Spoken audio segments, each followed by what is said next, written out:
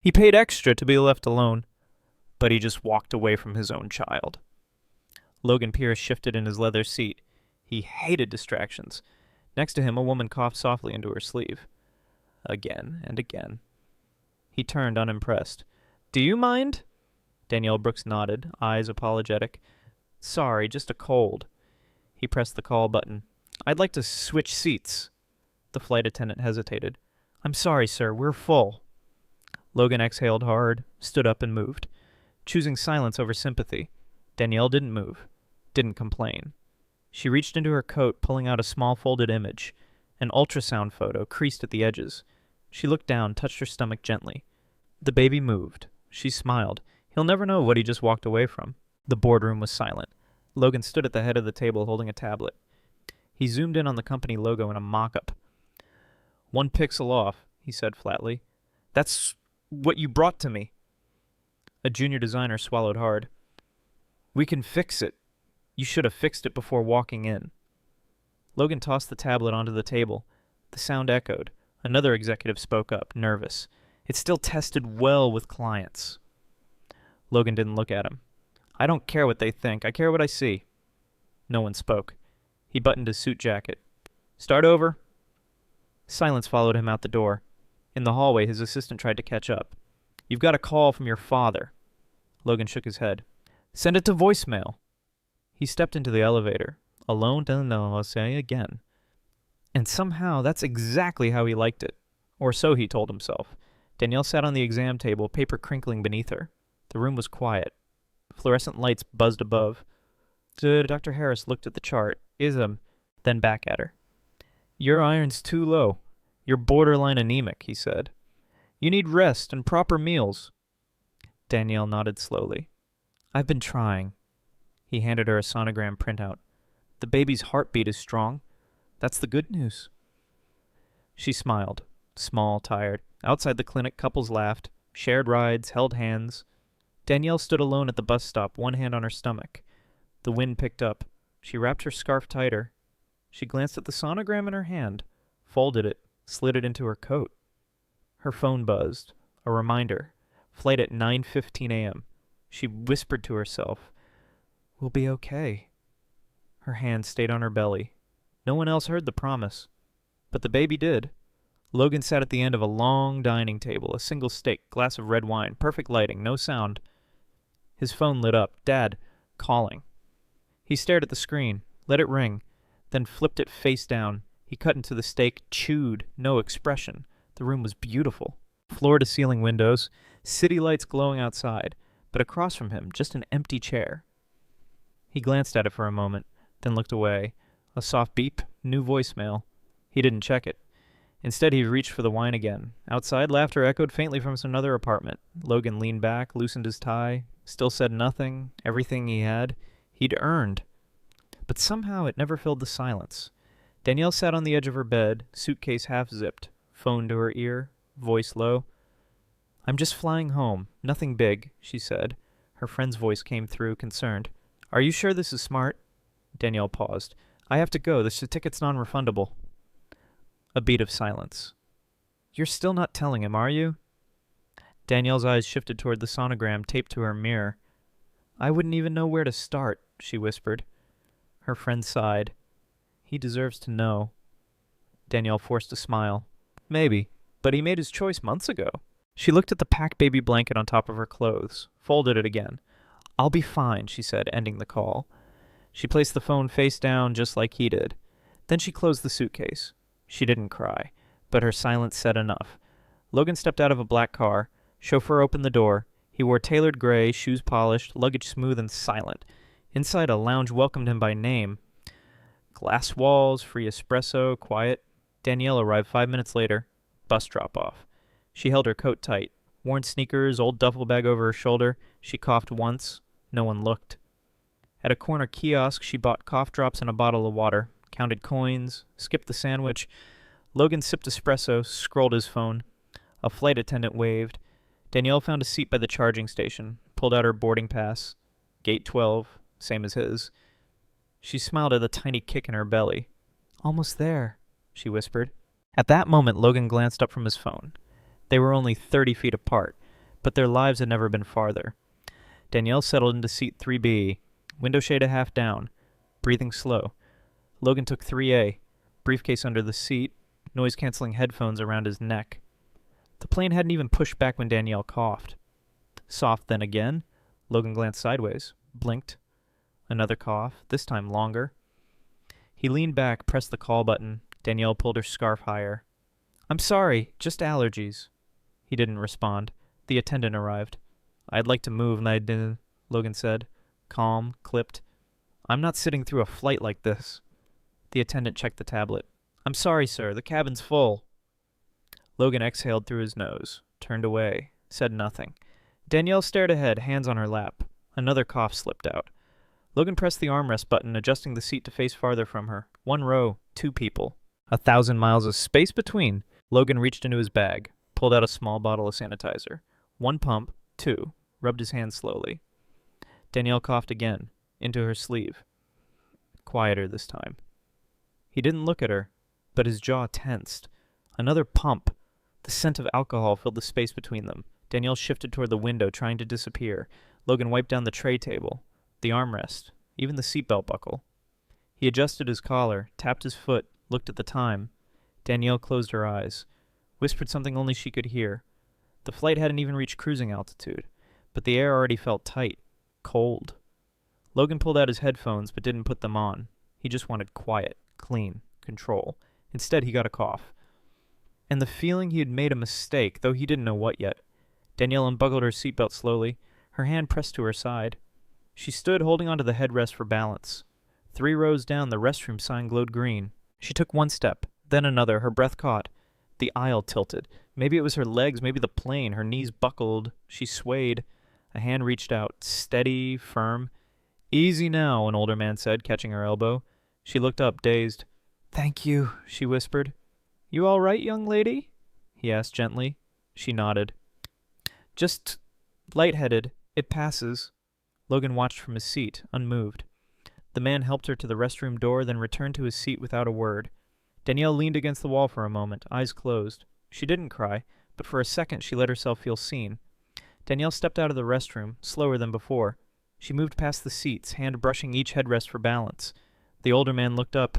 "You sure you're okay?" She nodded, barely. Her voice was soft, tired. "I just, need a little air," she said. "Some oxygen." Then she placed a hand on her belly. "It's for the baby," she added quietly. The man blinked. "You're expecting?" She smiled faintly. 5 months. From across the aisle, Logan heard it all. He didn't react, didn't turn. He simply stared at the back of the seat in front of him. But something in his jaw shifted. Just a little. Danielle returned to her seat. She pulled the blanket over her lap and closed her eyes. No one else said a word. But the air between them had changed, slightly. The cabin dimmed. Overhead lights faded to blue. Danielle shifted in her seat, trying to get comfortable. She pulled the blanket higher, exhaled softly, then leaned, barely, toward Logan. Her head tilted, rested gently on his shoulder. Logan froze. He looked down, eyes narrowed. She didn't move. Breathing steady, asleep. He tensed, raised both hands in the air like she was contagious. "Unbelievable, Citesa," he muttered. He jabbed the call button again. The attendant returned, hushed. "Yes, sir?" "She's touching me," he snapped. "Do something." The woman glanced at Danielle, then back. "She's asleep."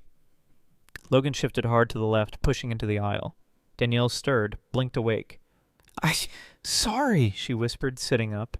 He didn't respond, just wiped his shoulder with a napkin, and turned even farther away.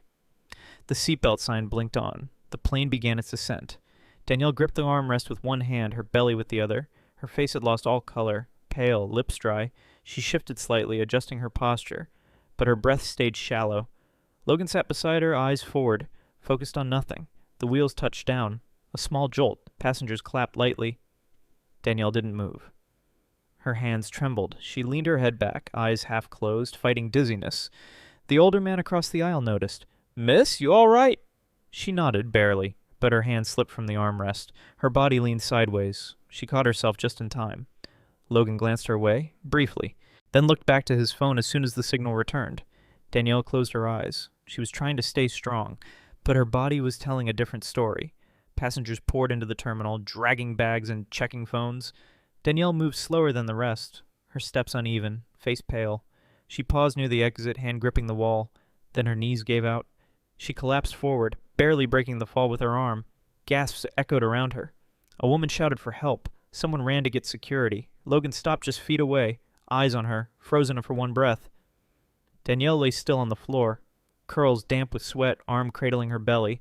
A medic called out from across the hall. People cleared the way. Logan looked down, blinked, then turned.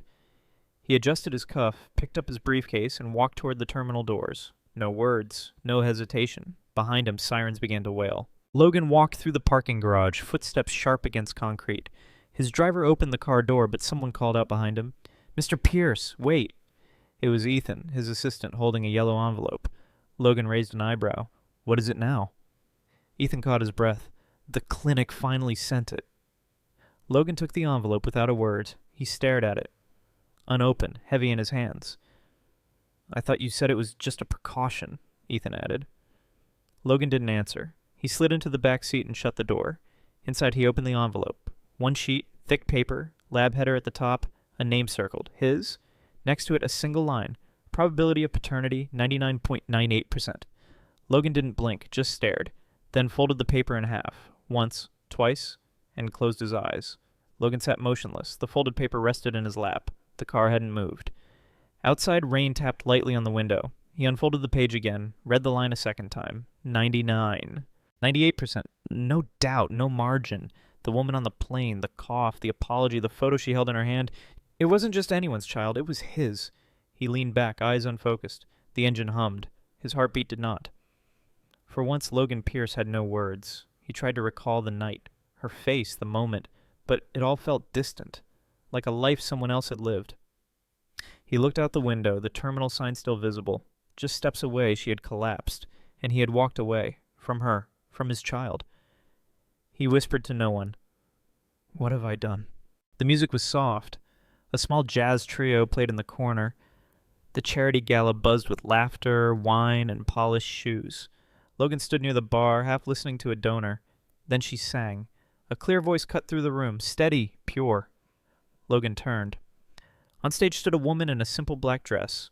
One hand on the mic, one on her stomach, like instinct. Danielle. Her eyes were closed, her voice calm, nothing forced. When the song ended, people clapped politely, but Logan didn't move.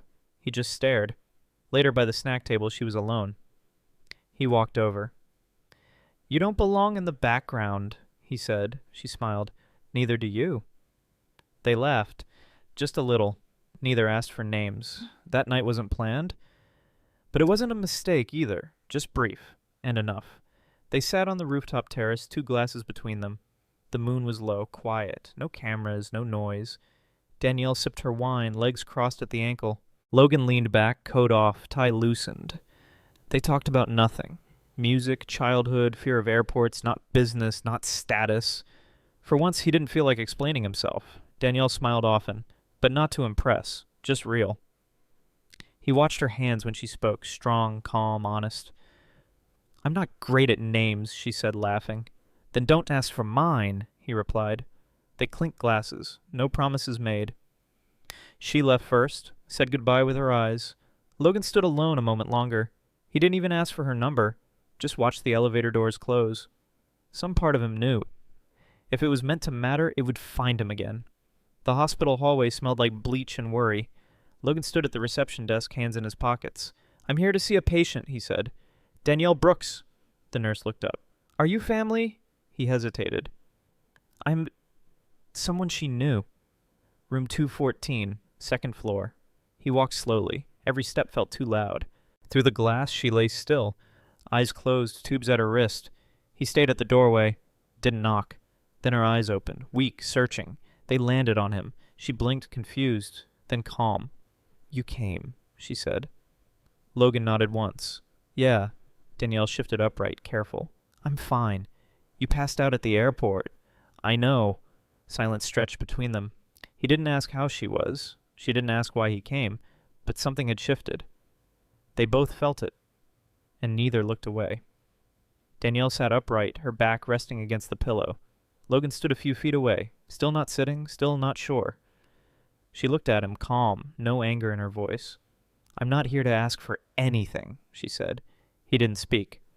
"I don't want your money. I'm not chasing you." Her hands rested over her belly, steady. "I just thought you should know." Logan shifted his weight, eyes on the floor. Danielle continued, quieter now. "He'll grow up either way. I'll raise him with or without help." A pause. "I'm not mad," she added. That landed heavier than blame. He looked up, finally. Danielle offered a small smile. "Not forced, not broken. I just didn't want you to find out too late." Logan nodded. Once. No excuses, no defense, only the weight of truth sitting between them. Logan didn't answer, he just stared. But not at Danielle. Not at the baby. At something behind her. Or maybe somewhere farther. He saw a small apartment kitchen. His mother, hair tied back, counting coins in a glass jar. She worked nights, skipped meals, smiled anyway. He remembered her hands. Tired, always moving. She never asked for help, never had anyone to ask. Logan blinked. The hospital room came back into focus. Danielle was still there. Still quiet, still strong. She had the same look in her eyes his mother once had. Determined, steady, alone. Something shifted behind his own eyes. Not tears, but weight. He looked at Danielle again. For real this time. No judgment, no distance. Just the beginning of something different? He didn't speak, but for once, he saw her. Logan took a step closer. His voice was low, steady. "I was wrong," he said. Danielle didn't flinch. "I judged you, I walked away, and I didn't look back." She listened, but her face stayed calm. "I'm sorry," he added, "for all of it." Silence filled the space. Danielle looked down at her hands, then back at him. "I'm not here for your apology," she said softly. Logan's breath caught. He wasn't expecting that. "I'm not angry," she continued. "But I'm not ready to let you fix something just because you feel bad." He nodded slowly, took the hit without defense. She adjusted the blanket over her legs. "Respect doesn't start with guilt," she said. "It starts with showing up and staying." Then she looked away. Not cold, just honest. Logan had nothing else to say, so for once he listened. Logan walked through the front doors of the community center. No security, no marble floors, just worn tile and warm air. A volunteer greeted him. "Here for the youth grant meeting?" He nodded. "Yeah, just looking around first." He wandered down the hallway. Kids' drawings taped to the wall, faded flyers, donation jars. Then he stopped. A bulletin board sat near the stairwell. "Volunteer of the month." A photo. Danielle, smiling, holding a guitar, surrounded by children. Underneath, Danielle Brooks, music and mentorship program. Logan stared at it. Not the glamour, not the night they met. Just her, doing what she does when no one's watching. He stepped closer, touched the edge of the frame with one finger. A staff member passed by. "She's one of our best. Even when she's sick, she shows up." Logan didn't respond, but something in him did, quietly, deeply. A week passed. At the hospital's finance office, a woman opened an envelope. No return address. Inside, one signed check, large enough to cover months of care. A note stated typed, "For patients who show up even when life doesn't." No signature. Later that day, Danielle was called into the billing office. "The balance on your account is now 0, the clerk said gently. Danielle frowned. "There must be a mistake." "No mistake. Someone covered it." She didn't ask who, just nodded once. Quiet, grateful. Across town, Logan sat at his desk. Screen open, phone off. He didn't mention it to anyone, not his team, not his assistant. He didn't want a credit. He just wanted to be different than before.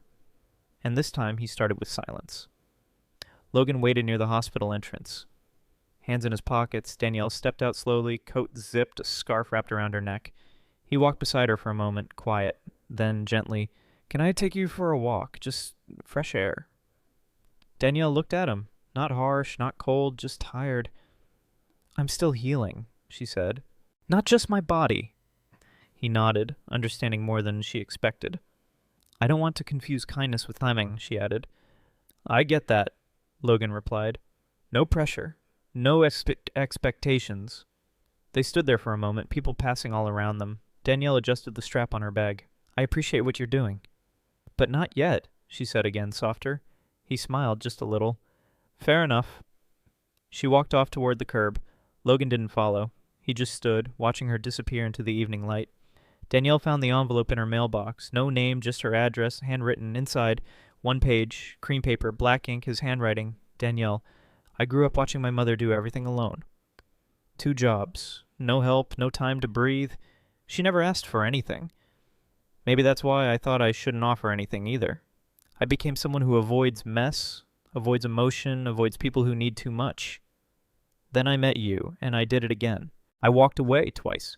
This isn't a request or an apology wrapped in flowers. It's just the truth. I'm trying to be better than the man I was when we met. You don't owe me anything, but I wanted you to know. Logan. She held the letter in both hands and read it again, slowly. Danielle sat at her kitchen table, the letter resting between her hands. Morning light came through the blinds, soft and slow. She read the final line again. I wanted you to know. Her fingers trembled slightly. Then the tears came. Quiet, steady, not loud. Not from pain, from release. She wiped her cheek with her sleeve. There was no promise in the letter, no begging, just honesty, and that somehow mattered more. She folded the page back carefully, placed it in the envelope. Beside it on the table was her phone. She stared at it. For a long time she didn't move. Then she picked it up, tapped his name, saved it to favorites. Her thumb hovered. Then one text, just one line. If you're still trying, I'm listening. She set the phone down, and for the first time in weeks she smiled. The lights in the community hall dimmed. A soft piano note echoed through the room. On stage, a little boy stood at the mic, just barely tall enough to reach it. His curls were messy, his sweater a little crooked. He held a toy guitar, more for courage than music. Danielle sat in the front row, hands folded, eyes wide. Beside her, Logan, still, silent, watching.